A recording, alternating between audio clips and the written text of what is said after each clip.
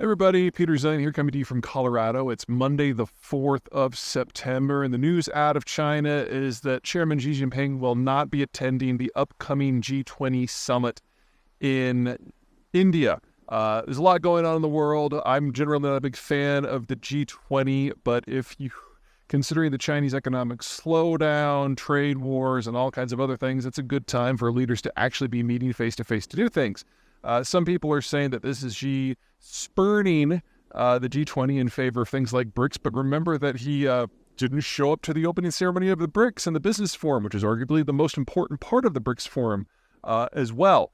What we're seeing here, instead of any political decision to favor or denigrate any particular forum or angle of policy, is instead the general ongoing and accelerating failure of the Chinese leadership system to cope with the situation they find themselves in.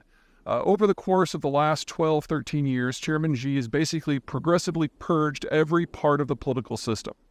In his first 5 years, he called it an anti-corruption push, and he went after all the regional power centers. In the next 5 years, he went after the two factions that actually put him in power, that of his predecessors, Jiang Zemin and Hu Jintao.